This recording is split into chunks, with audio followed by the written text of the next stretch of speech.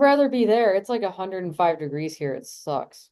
Oh, It I'm is sorry. 50 and cloudy here, which is Nice. awesome for the middle end of May Nice. in Ohio. Yeah, it's all right. Let's see. I'm gonna make sure this goes to rather be there. It's like 105 degrees here. It's Ah, echo. Too much I, echo. I hate that because I was hoping that wasn't live, but apparently it was. It is a lot. We are definitely live. Yeah, it's like 100 million degrees here. Okay, so we're live. Um, I obviously don't have any way to check chat, but that's okay. Um, so we'll just roll with it. I'll give it a few minutes to propagate. I will at least Yeah, propagate. propagate. I'll at least Propagate. have the chat up. Yeah. So we'll see who, if anybody shows up. We'll give it a minute. Sounds good. Hi, Steve's here. Hi, Steve. You missed nothing. Nothing yet. Have we Nothing. announced publicly that Scott had to reschedule? Oh yeah, the Brian Yes. thing. Okay. I did update our post and I did send a quick note to Southern Hemisphere, but big update. Unfortunately, Scott had to reschedule, but he said Sunday, so next Sunday, same time, 8 p.m.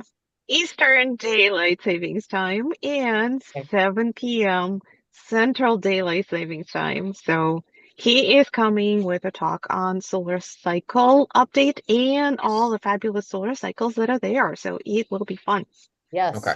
it will be fun. And I'll be back and Tanya should be back. So it actually this actually will work out better, I think, for the both of us. I think Cool. so too, because today we're very unplugged. I am in northern Minnesota and limited to my phone for technology. Yeah, and And I'm currently in Fort Worth, Texas, where it's like 11,000 degrees here, and I'm not liking it very much, but oh, okay. You Accurate. know, we're driving around Cadillacs for 4 days, so that was kind of fun. But anyway, so today we're kind of doing a impromptu because oddly enough, like even with Scott canceling on us, we have a lot of activity to talk about. So it's not like we have no subject to talk about. We have X flares and M flares and some things getting conflated on the internet that we'd like to clear up, like considering the Parker spiral and its effect, or I should say not effect on CMEs, but that's more It's radiation. non-effect. And then we have a couple of coronal holes coming in the picture. So we have a lot to go over. So it'll still be a hopefully an informative impromptu session. But I'll hand it over to Christian over there, because he's got all the videos from Helio viewers since somebody has a good internet connection and not all of us do. Being the only one that's home. Yeah. So yeah, quite a few, at least radio blackouts that we've had over the last 36 hours, roughly. I'm counting four. I got an X11 that happened actually, well, when did that happen recently? Ah, an X11 that happened about what, 8 hours ago, which was the one we're kind of looking at with a very, very narrow CME. I'm not holding my breath literally because it's not really going to be much. But just let the video play out a little bit. We've had 4098 being mostly the active player here. There's some East Limb activity going on by a little bit, including a streamer blowout. That looked pretty cool. And then a very, again, narrow CME that I would honestly be hesitant to call it a CME at this point. Mostly just looks like a puff coming out. But definitely pretty cool looking. Looking at least at the 131. We've got lots of kernel hole activity. That southern hemisphere one is still, I believe, affecting us. Let's do this one. Yeah, I guess we can look at the real-time solar one and see, but yeah, I think it is. Eh, a little bit. Yeah. I mean, it's pretty far in the south. yeah, it's so we had some influence from it, but it wasn't very much. Let's do mag and wind. Oh, actually, yeah. Maybe not. Yeah, like some minor increases in things around here, but really, yeah, it is pretty far south. But never to fear because we have our trans-equatorial one coming up. We also have one south of that. It looks like there's a region in between. Who knows? They may end up connecting at some point or changing by the time they get to us. But we've got some kernel hole activity coming up, I'd say, in the next week, 5 to 6 days before we start seeing anything. As far as Good. the actual regions themselves, wait, go ahead. Yeah, Were you this going to one's say pretty something? cool to watch. You can because there was quite a bit of shearing with this one, which explains why it got angry and decided to flare like it did. Let's Too bad it track was, it. too bad it was mostly on the west limb. Or at least close to the west limb. Yeah. Yeah, which, par for the course at this point. So this was, what is it? It's weird. There it goes. Yeah, look Had some growth that it went through. This explains some of the X flares. It's probably going to start flaring up again here soon because this delta is being or has become pretty stable and looks like it is in a very close proximity to the whole positive area here, or rather negative area here. Other than that, I don't really see anything on the solar disk worth anything as far as solar flares are concerned. There are two new regions coming, one in the southern hemisphere, one in the northern hemisphere. Hard to tell what they are and what they're going to do because I can't really see them yet, but there is clearly some activity looking at 211 and even 131 of just a lot of dancing over the east limb, basically. it's Cool pretty filament, cool looking or at them. prominence in this case. Yeah, putting on a swirly dance and then being slowly ejected, which I assumed happened with the streamer blowout. Yep. Yeah, that's right. Yeah, do you Looking have at Glasgow, I was just gonna digging up ask, just a you little have the bit. last go? I sure do. Really nothing much. This is base differential, so every frame is being added to the one before it, just so you can see not a lot happening. So we've got the streamer blowout here on the east side, and then that tiny little puff of a CME on the west, which again is not going to be very impactful at all. We do have Mercury coming into the view, which will soon eventually pass the sun, and then the Pleiades cluster is up to the north now. So that's always fun. I think that's pretty much everything. So it's a lot of stuff, but all of it being minor and not really influential. So as far as Aurora activity is concerned, you got a kernel hole to look forward to in about a week. Yeah, I think Yeah. that pretty much sums it up. Because I know there Yep. was a lot of excitement about the X flare, but yeah, Yeah, I don't even have my R3 notifications on anymore at this point. If it's an X1 or X1.1, as all of them have been, they're almost always impulsive and it's never very impressive. Almost, of course, but yeah, give but me an not. R4 blackout or I'm still going to stay asleep. Should I bring up I have the Enlow model. I Oh, can yeah, bring, yeah, if you'd like to. yeah, I have it looping, so I'll just show you because it is you have to like kind of really look for it. It's kind of sad. All right, can you see that? Let's see if I hit the right button. I'll just let it loop over and over. And you guys can can see if you can spot it. Oh, It's it's a hint. It's a dark bluish, lightest blue color against the dark blue background. And let me see. I'll put my mouse cursor. It'll be like right here. You'll see it. All right there. So ay, ay, ay. so it's basically going west. There's like a little portion that might maybe like this little poof right here that might flip, but that's not much of anything really. So that's all we get to look forward to from the Enlow model. Let's see. Looks like we got a sector change coming up around the 29th, too. Yeah, and those have historically been giving us some pretty good like boost in the activity, those sector boundary Yeah. crossing. Particularly when they come reinforced with a little bit of a CME. So those areas are where the streamer blowouts can happen. And if one can happen, like the one we saw in Lascaux, that was actually on the east limb, if something like that happens during solar sector boundary crossing, then you can definitely see higher magnetic field coming with it, and potentially some negative BZ. That was the case, I think, last month when we had some decent, and even earlier this month, we had decent solar sector boundary crossing with a little bit of CME action. Yeah, But the thing is, the corona holes are getting less impactful because we are approaching summer solstice, and we just don't get the same effect from them as we did during, obviously, equinox. So less of an impact with coronal hole. As far as connectivity, they do connect with us regardless of their polarity. It's just their connection is a little different. And I think some of the confusion as far as if they connect to Northern Hemisphere and Southern Hemisphere that we saw recently in discussions is coming from seasonality that we count here at Earth. So Northern Hemisphere is spring, it favors negative coronal holes, and that's the same time as Southern Hemisphere has their fall or autumn. So I think that's where some confusion is coming from. But where they are on solar disk, as long as they're close to the center, and so transequatorial, they work really nice. And as far as whether or not in their northern hemisphere off the sun, the southern hemisphere, as long as the closer they are to the solar equator, the better they work. Yes.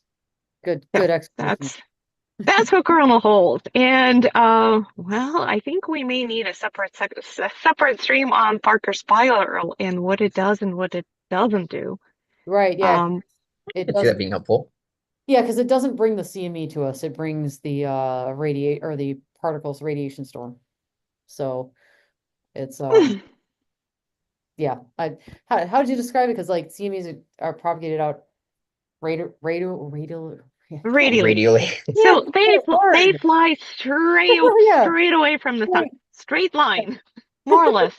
Their magnetic fields generally overpower the solar wind that's ambient out there anyway, so they're the dominating factor while they're traveling. So the Parker spiral in this case is kind of irrelevant. If there's coronal holes they're chasing or coming after, it can then influence it a little bit. But in general, it's the CME is the dominating factor here. It's not going to matter where it's fired as long as it's at us, but it's not going to be turned towards us necessarily. Now that can be over time. If it's a weakish one, then we can see more propagation and have it from west to us. But the strong ones, let's say the ones we really want to see, those are completely irrelevant. They're gonna if they're gonna hit us, they're gonna hit us. If not, then the Parker spiral is not gonna help that. Yes. That's but true. I was just, and then I'll answer Janelle's question right now. Yeah, we're talking about coronal hole 51. So yeah, that's the one that's like right in the middle where we want it to be. Yep. And it's not that Right. big though. That's my No, only it's sad not that part. Like, big, but it's in a decent spot. So well this like the effects might not last all that long, but it could be better just because of its location, to be honest. let's see. There's sort of two of them. They're not quite the same as they were at the last rotation, where it was literally one followed by another. But we still can get some action out of it. Nice negative polarity, it looks like. I'm just trying to Yeah, I look. think they're both negative polarity coronal holes. Yeah, that whole section is, it looks like. That whole area of the sun. So let's see if we can, Yeah. let's see if I can add the dates up because like Janelle's asking which night it's supposed to be, but it's like 3 days usually from when it becomes facing When us. it crosses, yeah, when it crosses the Forward ahead. central. What is it, 25th, 26th, 28th? Let's see. I'd say another day and a half before it starts hitting us, and then, or rather, hitting us on the sun where it looks like it's at, and then yeah, another day and a half there. So 3 days sounds right before we see any actual effect. At most, I'd say maybe 2.5 days. So 27, 28 probably. Yeah, and let's see. There's probably I'm sure there's a forecast out there somewhere, but I forget exactly. exactly what I was about to check. Because I know like when some people post those long-term forecasts, I think there was, I just don't remember what day it was, but um yeah. Basically 3 days. Figure 3 days. But start looking at like 2.5. Yeah, because it's difficult to say. And coronal holes that are in more central locations, they're rotating a little faster. So Yeah, that's sun right. does not rotate equally. It actually rotates faster on the solar equator. It's about 25 days. And as the further you get out to the poles, the slower that rotation. So coronal holes, we usually say 27 days. That's actually the average across pretty much the entire sun. But for a coronal hole that is closer to the center, that's probably more like 25 days to come back. Yeah, NOAA's report doesn't have any effect from it on the 28th UTC time, so likely 28th into the 29th, our time at least, according to their report.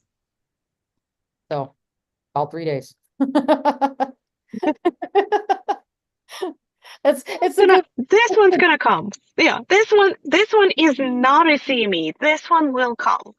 We can't be certain of its effects, but it definitely will come. Yeah, that's what I like about Corona holes. Mhm. You There's can no rely on them. guesswork. Yeah, There is no absolutely no guesswork. They're coming. with how annoying and unpredictable and crazy the sun can be, and just when you think you like find some sort of pattern and it breaks that pattern, like at least Corona holes are a pretty good constant. Yeah, they're pretty reliable. And can they generate decent storming? Yes, definitely. Yeah, G1, G2, definitely. G3 requires a push from a CME. yeah, but it has happened. So Mhm. I've in Definitely. the short time that I've been chasing, I've seen it happen. So it's definitely something to look forward to. But anyway, I think that's all we had, unless we have any more questions. Yeah. No, We I have mean Janelle that's lamenting, but Okay. All right, let's since we're here and we have time, we haven't been on that long. I will bring up windy because I haven't looked at the weather forecast really because I've been down here where it's hot. well, while you're looking at the weather, I think Yes. would be important to note because some people have been really scared with the solar storms that are Oh coming. yeah, yeah, you did. And there is some information about, oh my God, blackout's going to happen. So when people are talking about radio blackout, it usually is short-lived. It affects very specific frequencies. Those frequencies are important because military and actually emergency communications happen with those frequencies. But fortunately, again, most of the ones that we have seen with these solar flares, they're short duration. They're done within probably just a couple of minutes, so not a huge disruption.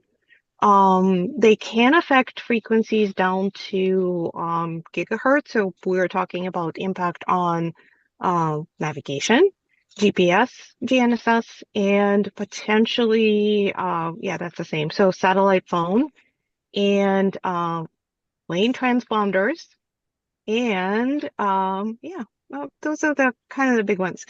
Out of all the flares we have seen, just one managed to do some noise on those frequencies. And that was also very, very short. Can it be long duration flare? Yes, it can, but we haven't seen one in a while. True. So that's a radio blackout. So it's more of a radio. Most people don't really notice unless you happen to look at your navigation on the phone and it kind of pushes you aside where you're not. Then yeah, they may have been space weather, but you have to time it. So not everything is space weather related.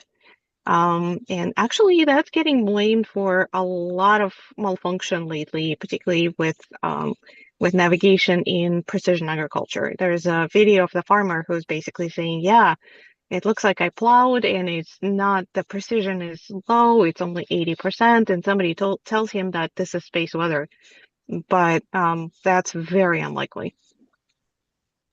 We haven't Yeah. seen anything that's that long duration for him to kind of go through entire field and have very low precision with navigation.